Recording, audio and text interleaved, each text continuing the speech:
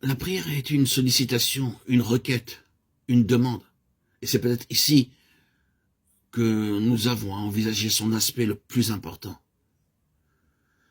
Il ne fait pas de doute que dans la parole de Dieu, c'est sous ce jour-là que la prière nous est le plus souvent présentée.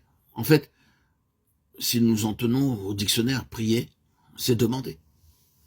Or, c'est dans ce domaine-là, justement, que nous rencontrons nos plus grosses difficultés. Il n'est donc pas superflu d'aller un peu au fond des choses et de bien nous assurer que la prière a une efficacité objective. Je suis bien sûr qu'il nous est arrivé à tous, en présentant nos requêtes à Dieu, de nous heurter à un je ne sais quoi d'ordre mental, dont l'intrusion soudaine paralyse notre élan et mine la certitude. Voici ce que j'entends. L'efficacité objective de la prière, c'est-à-dire sa capacité de changer les choses en dehors de nous, se trouve parfois mise en échec, au moment même où nous cherchons à articuler nos désirs par des obstacles venant de nous-mêmes. Nos requêtes, nos sollicitations, nos demandes butent en chemin contre toutes sortes d'arguments fallacieux qui restent le plus souvent vagues et informulés. En voici quelques-uns. Dieu sait tout, il connaît la fin depuis le commencement, il sait ce qu'il a en vue, la prière n'est donc pas nécessaire. Dieu est bon, patient, miséricordieux, il agira certainement au mieux de nos intérêts. La prière est donc superflue.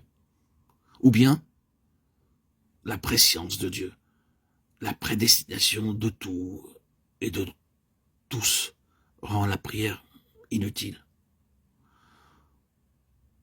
Ou encore, Dieu est souverain, il tient tout entre ses mains et fait dans sa toute-puissance tout concourir à notre bien. Prier dans ces conditions, n'est-ce pas manquer de foi? Ou plus encore, la divine ampleur du dessein éternel de Dieu avec les lois qui le gouvernent et la progression de toutes choses suivant un ordre fixé par Dieu est quelque chose qui nous dépasse infiniment.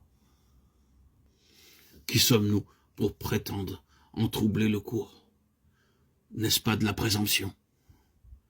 Peut-être n'avons-nous jamais exprimé les choses de cette façon, peut-être ces questions ne sont-elles jamais présentées à votre esprit avec un contour aussi net, mais quels que soient les termes qui aient servi à formuler vos pensées, n'est-il pas exact que de temps à autre l'essentiel de ces arguments se ferait malgré nous un passage subrepticement jusque dans notre vie de prière, en éteint la ferveur et lui fait perdre son mordant?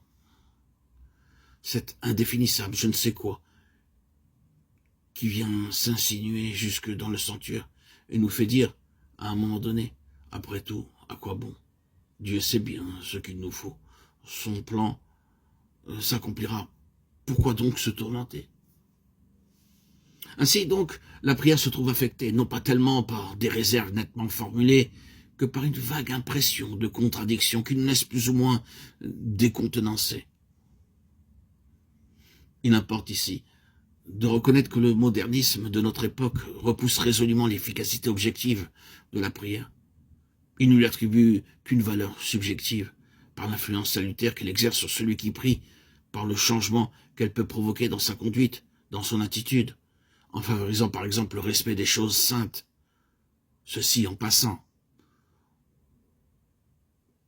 Nous reviendrons peut-être ailleurs, dans d'autres publications audio, sur le fond des objections que nous avons esquissées, qui nous suffisent pour le moment de souligner deux choses qu'il importe de garder constamment présentes à l'esprit quand on étudie cet aspect de la prière.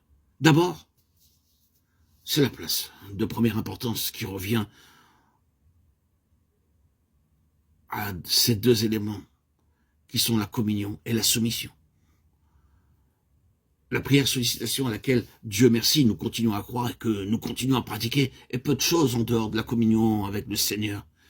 Elle se réduirait à de sèches transactions, alors qu'en réalité, c'est de la communion de notre cœur avec le sien que doivent jaillir et nos requêtes et notre intercession. La soumission de même est tout aussi indispensable.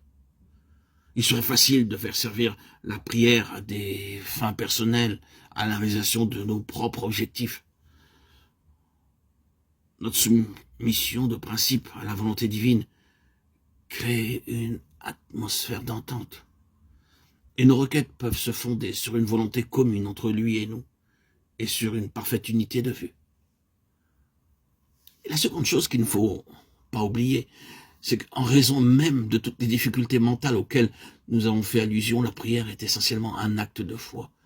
Vous aurez beau discuter à perte de vue sur la souveraineté de Dieu, la prédestination et autres choses semblables, vous n'en croirez pas moins que Dieu change les choses en réponse à la prière.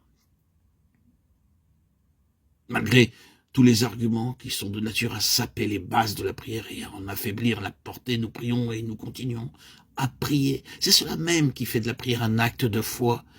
C'est faire bien bon marché, direz-vous, des difficultés réelles. Mais nous ne sommes pas au bout de notre étude. Pour le moment, c'est à cette conclusion-là que nous nous arrêtons. Le problème est trop sérieux pour que nous esquivions qu'une de ces difficultés.